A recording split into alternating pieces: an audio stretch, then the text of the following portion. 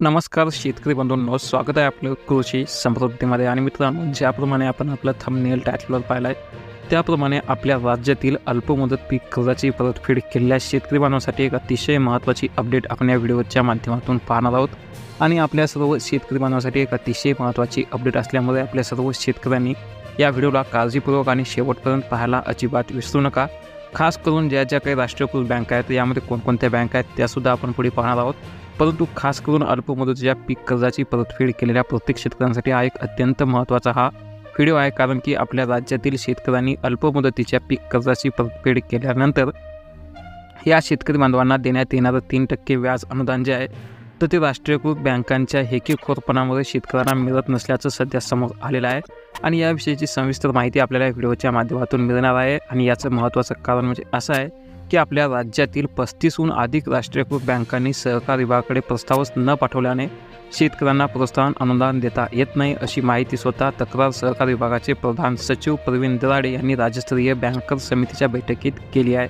आणि विशेष म्हणजे की यामध्ये कोणत्या 35 बँका आहेत हे सुद्धा आपण पुढे पाहणार आहोत. परंतु ही जी काही तक्रार केली आहे की ज्या राज्यातील 35पेक्षा अधिक राष्ट्रीयकृत बँकांनी सहकार विभागाकडे प्रस्ताव न पाठवल्याचं शेतकऱ्यांना प्रस्ताव न पाठवल्यामुळे आपल्या शेतकऱ्यांना हे प्रोत्साहनपर अनुदान देता येत नाही, अशी तक्रार सहकार विभागाचे प्रधान सचिव प्रवीण दराडे यांनी केल्यानंतर या तक्रारीची RBIच्या अधिकाऱ्यांनी गंभीर दखल घेतली असून असे प्रस्ताव तातडीने सादर करण्याचे आदेश सध्या RBIने दिले आहेत.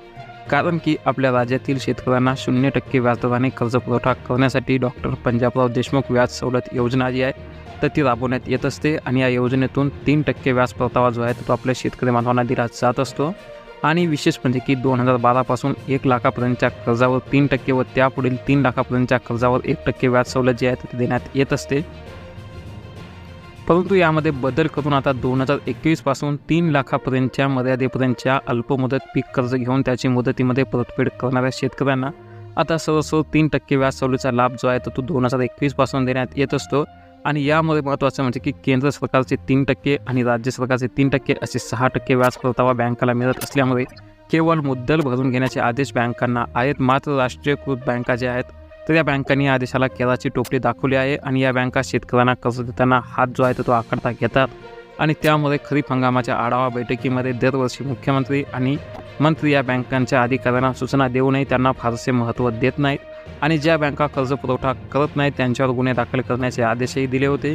आणि त्याचेही परिणाम झालेले नाही. आणि त्या शेतकऱ्यांना कर्ज पुरवठा केला आहे त्यांना व्याज सवलत मिळावी असंही या बँकांना वाटत नाही. आणि वास्तविक या बँका शेतकऱ्यांकडून 7% व्याजदराने कर्ज वसुली करत आहेत. आणि त्यामुळे प्रस्ताव पाठवण्याची तसदी या बँका घेत नाहीत. आणि परिणामी शेतकऱ्यांना व्याजमागपासून जे आहे तर ते वंचित राहावे लागत आहे.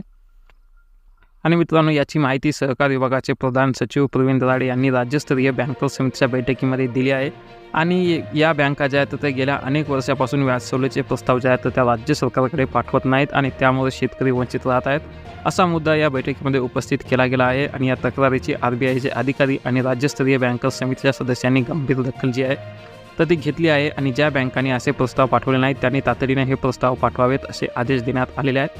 तर यामध्ये जर पाहायचं झालं तर कोणकोणत्या बँकेने जे आहे ते प्रस्ताव पाठवले आहेत तर यामध्ये जे असेल तर state bank of India, bank of India, त्यासोबत सेंट्रल बँक ऑफ इंडिया आणि बँक ऑफ महाराष्ट्र, तसेच विदर्भ ग्रामीण बँक आणि महाराष्ट्र ग्रामीण बँक या बँकांनी जे आहे ते प्रस्ताव पाठवलेले आहेत. आणि विशेष म्हणजे की संतोष पाटील सहसचिव सहकार यांचा विभाग या राज्यातील बहुतांश जिल्हा बँका वेळेत राज्य सरकारकडे प्रस्ताव दाखल करतात. अनेकदा निधी अभावी व्याज सवलतीचे पैसे देणे सरकारला जमत नाही, मात्र हे पैसे मिळणार याची खात्री असल्याने बँका मुद्दल भरून घेतात. मात्र राष्ट्रीयकृत बँका प्रस्ताव पाठवत नसल्याचं शेतकऱ्यांचं नुकसान होत आहे, अशी माहिती संतोष पाटील सहसचिव सहकार यांनी दिली आहे. तर विशेष म्हणजे की जे काही पीक कर्ज देणाऱ्या व्याज सवलतीचे प्रस्ताव न पाठवणाऱ्या बँकामध्ये कोणकोणत्या आहेत पावशीवर मी की bank of Baroda, Canara bank, Indian bank, Indian overseas bank, त्यासोबत पंजाब अँड सिंध बँक, त्यासोबत Punjab national bank, UCO bank, union bank of India, Axis bank, त्यासोबत Bandhan bank, CSB bank, DCB bank, Dhanlaxmi bank, federal bank, HDFC bank, ICICI bank,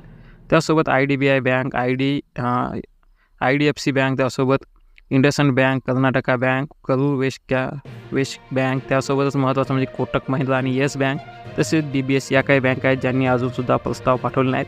तर यामध्ये काही खाजगी वित्तीय संस्थांचा सुद्धा समावेश करण्यात आलेला आहे, जसं की AU स्मॉल फायनान्स बँक, त्यासोबत ॲक्टिव्हिटी स्मॉल फायनान्स बँक, त्यासोबत ESS small finance bank, Fincare small finance bank, त्यासोबत जाना स्मॉल फायनान्स बँक, सूर्योदय small finance, Ujjivan small finance, अशा प्रकारे ज्या काही एअरटेल पेमेंट बँक असतील किंवा फिनो पेमेंट बँक असेल, इंडिया पोस्ट पेमेंट बँक असतील, तर या काही ज्या छोट्या खाजगी वित्तीय संस्था आहेत त्यांचासुद्धा यामध्ये समावेश आहे, ज्या की शेतकऱ्यांना कर्ज वाटप करतात परंतु त्यांच्या पीक कर्जाच्या व्याज सवलतीचे प्रस्ताव न पाठवणाऱ्या अशा प्रकारच्या या काही बँका आहेत. आणि ज्या बँकाने प्रस्ताव पाठवले आहेत त्यामध्ये खास करून पाहू शकतो मी की state bank of India, bank of India आणि सेंट्रल बँक ऑफ इंडिया, तसेच बँक ऑफ महाराष्ट्र, विदर्भ ग्रामीण बँक आणि महाराष्ट्र ग्रामीण बँक. तर यापैकी आपली बँक कोणती आहे हे नक्की कमेंटमध्ये सांगा. त्यासोबत आपण आपल्या कर्जाची नियमितपणे परतफेड करता का, आणि याच वर्षामध्ये कर्जमाफीची घोषणा जी आपल्या सरकारने केली आहे तर ती यंदाच्याच वर्षामध्ये आपल्या शेतकरी बांधवांना कर्जमाफी होईल का, याबद्दल आपलं काय मत आहे नक्की कमेंटमध्ये सांगा. धन्यवाद.